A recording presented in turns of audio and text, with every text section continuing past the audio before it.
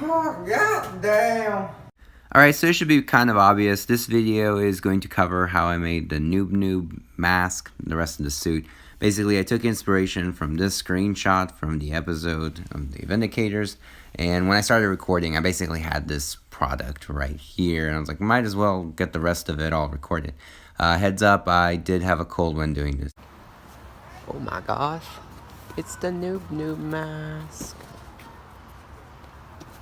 So this is kind of second step. First one is cutting everything out. Let's talk about this piece right here. This is actually like a mesh screen door. Let's see, how would you phrase that? It's a screen door mesh. So you can buy like a ton of this as a roll, and let's say this would be like 1/100th of what I bought, and you can get it for like $5. So what I'm gonna do is I'm gonna use fabric paint or acrylic paint. I'm just gonna paint on one side of it. That's actually enough to where from our side you don't see what's on the other side, but you can see through it really well. Actually, the pores are such that the vision is really great. I use this type of material to make my Spider-Man homecoming homemade suit lenses, and then everything else is going to be foam. So let's just show you what it looks like before I put it all together, when I cut it out, and just gonna barge it all. Do a little bit of dremeling right there. Yep. So when I started all this, I just took a piece of foam and I determined how tall I want to make the mask. I cut out that dimension, and then after rolling this in on itself, I was able to figure out what dimension I needed going this way. So if you just roll it, you get the look of the mask. So this is what I settled on. It was basically from there to there in terms of the length, and from bottom to the top there in terms of height.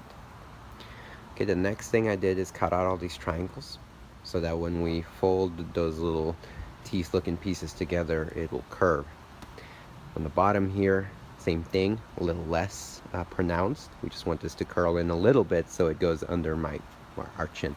I guess my chin. This is my mask.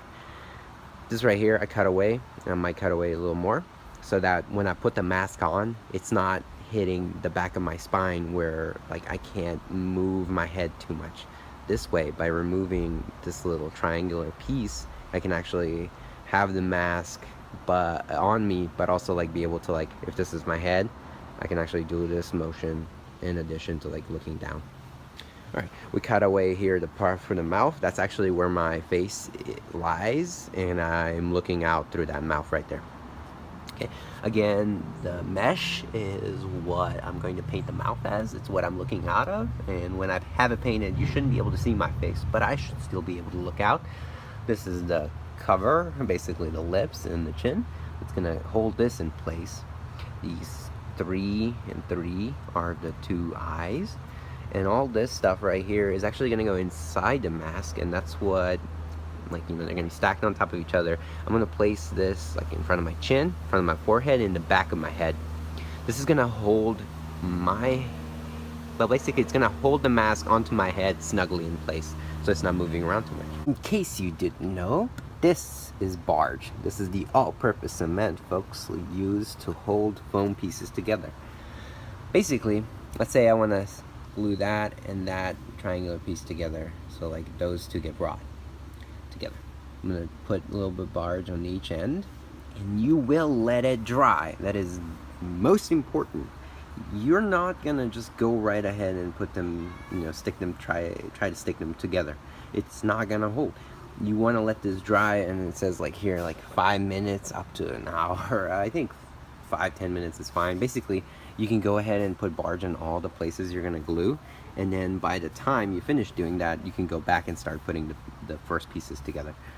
Once it's dried, that's when it's actually sticky, and this is how you glue different foam pieces together.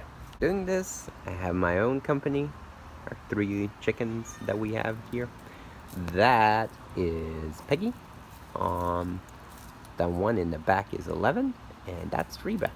So this is what the barge looks like after it's dried. See, it's like not really sticking to my hand that much. But these two pieces of foam that both have barge on it, that's dried. Yeah, I just barely put any effort into that, and it's holding really well. So in fact, I just did all of it. Look, it's holding really great. Whoops. Okay, let's try that again because this thing is angled. It's holding really great. Ha. Yeah. If you just let this dry, it works amazing. If you don't, you're gonna struggle, and it's not gonna work out well. I've done this so wrong in so many times, but when you do let the barge dry, it just, like, look at that. It's basically finished. There's no tape here. This is all just the barge holding it in place. Right, so, oh, whoops, let's get that off my foot. So now, we're gonna get those on. Hopefully get that on the screen.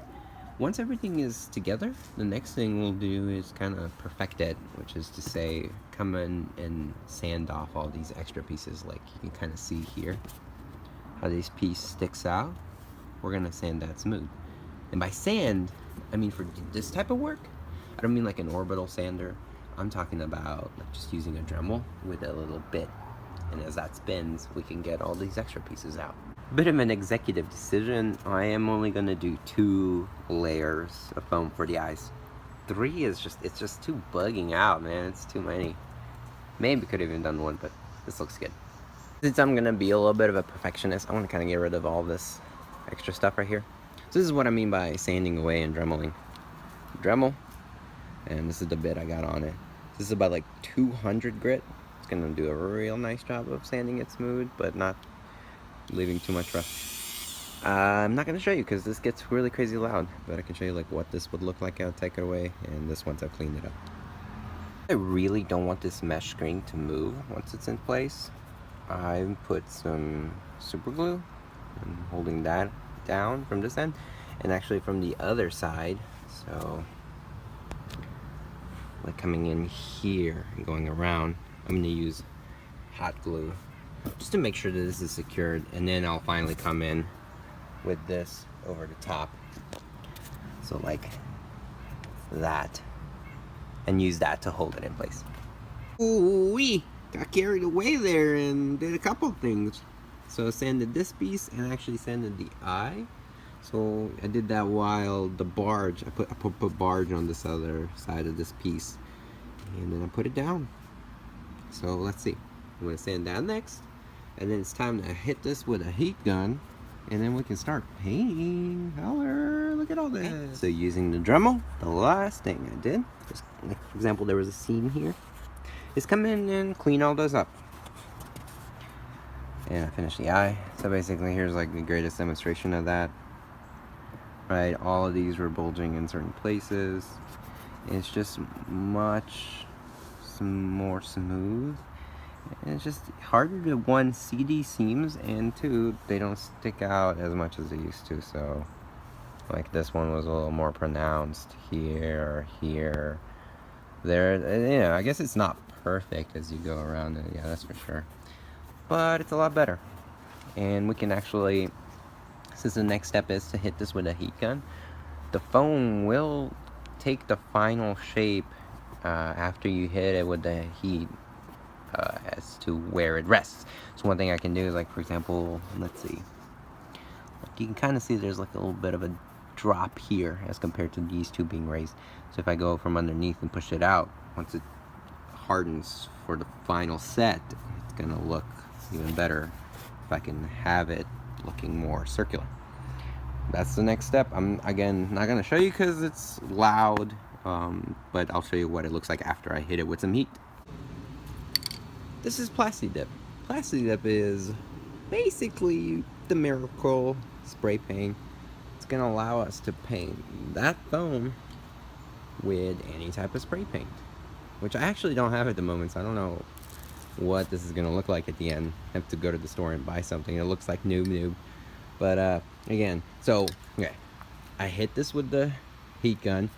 The major thing it does is just kind of hardens the foam, but really just, it's by doing that it stiffens it into place. So this is what it's gonna look like from now on. Yeah, You don't want to necessarily burn it. Like there's some marks here where like I got like really close to it.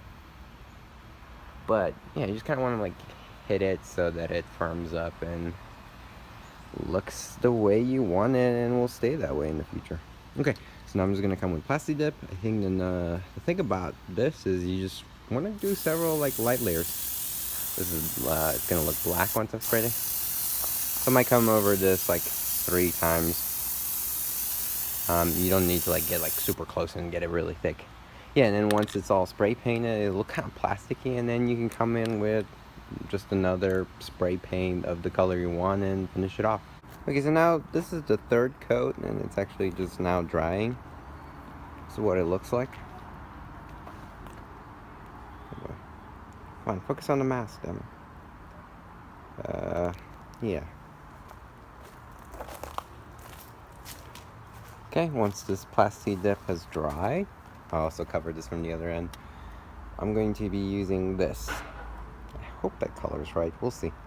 And I have another white paint for the eye. Yeah, I just put on a 2nd coat of that Rust-Oleum. I can't remember, this is like, I think it's called Antique White. And that's what it looks like. I'm gonna do one more and then hopefully that's it. And then I guess I'll have to seal it. I have some like gloss enamel that's clear. So hoping that works. On of the 2nd day. Okay, so since last we talked, I put on the 3rd layer of that spray can and used it all up. And then I went over it with 2 layers of clear gloss enamel. And the white spray paint that I got was matte. So that actually didn't do super well. It's kind of cracked, and just, I guess, a real big recommendation if you're gonna paint foam is to use the gloss type of spray instead of matte. Just don't use matte. I don't know. Anyways, it looks pretty good. Most of the little spots like there and like here where there's some like imperfections are gonna get covered by the mask. So we just gotta paint this and put the little pieces inside, and then we're good to go. Come on, camera, focus.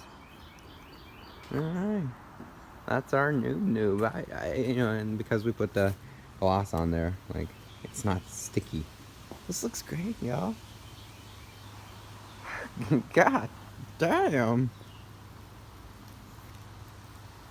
Okay, so now we are back home where all the people whose stuff we stole can't find us. We're gonna get to painting that onto here. I'm just gonna use acrylic. I think that should work pretty well. Okay, so these are all the colors I used. Black, burnt sienna, burnt umber, white, and brilliant red. These 2 were mixed for the tongue. This was used for the inside of the mouth, teeth, right here. And that's what we got. So I guess the only thing I don't like is like you really can't see the tongue. So I might go over it with only this. And while I have you here, I don't think I mentioned this, but like one thing I did when I was painting these eyes is to block off everything from getting painted. I use saran wrap, and don't ever do that. Don't ever use saran wrap on freshly sprayed paint, because like as I was peeling it, some of the stuff was coming off. Don't do that. Use, I don't know, paper. Something else. Alright, let's get in there. Yeah, that tongue needs to get repainted. You just can't see it. Okay, the tongue has been redone, and there we go. Do the pupils, and then I think we're done. Oh, and then gotta put the stuff on the inside. Alright, we're almost there. Okay, so all the acrylic that I painted on, went ahead and sprayed that with this crystal clear enamel. This is the stuff I used yesterday to basically seal all the paint. So I just went and made sure to seal all that so it doesn't come off. At the same time, that parchment paper that I cut out, oops, sorry, it fell on the floor. This is the mask that's gonna go over NoobNoob's face. And I think this is... It's called fleece, all right? That's what it is. It's not felt, it's not cotton, it's fleece. This is what it is. I guess you guys would know what it is, but that's what I'm gonna cut the mask out of, and I'm hoping that using barge, I can put it down And it's gonna go round. I guess the only thing that's tricky right now, once this is dry, it's still a little sticky. Once this is dried, then I can put this down, figure out where the eye holes are, cut them out, and get it on there. Oh, you know, just hanging out here on this pole, capitated. This is what it looks like when you got the barge on and it's actually almost dry. I might have shown this, but well, this is taking a hot second to actually dry. It's a little sticky still. So before I work on the mask, doing this, which again, I'm gonna use 2 for the forehead, 2 for the chin, and 3 in the back. And I guess I have 1 extra just in case. 2. So I'm gonna work on that. Those are all gonna go again on the inside. Hold it in place. In the mad scramble, I accidentally rubbed off a bit of paint. Trying to get this to stick back down. It's coming up on. But what I did is I expanded actually on what I showed you. Instead of only putting like 2 there, 3 here, and 2 there, I did 2, 4, and 2 on the sides as well, 2 in the back, and then 2 here at the very bottom. Just because the way this looks, it was starting to. Let me get my foot on it. It's starting to pinch in here and here, so I'm trying to like use those to kind of grab and pull so this thing looks nice. But let's put it down, and that's what we're working with. Not bad. Again, that's gonna bug me, but I actually don't have more of that spray paint, so it's gonna have to stay like that. We don't have fabric glue, so I'm just using the pins to hold it in place. But check it out, that's what the mask on him would look like. Very nice. God damn! Day 3. All the other things for the costume are assembled. So this fleece is being held down to the pants using hot glue. We tried using fabric glue and that didn't really work out. Hot glue is what works really well with fleece. Like, it's holding this piece on the other one really well. And there's boots. So everything there got on Amazon. And that means, just like with the other fleece, with the mask here, we're just going to use hot glue, and then we're done with it. I guess in the future we might forget to talk about this, but like, the one major thing that would have made this perfect is if, instead of just being satisfied with sanding this down, you can use Bondo and fill in all these holes, seams, and like really like even the extra areas like here, you could fill it with Bondo and then sand it. That'll make it really look perfect, and you would even like fill in this hole. But I think for all its intents and purposes, this looks just fine. And just heads up, I'm only doing the edges with the hot glue. So like right there, oh my gosh, darken you.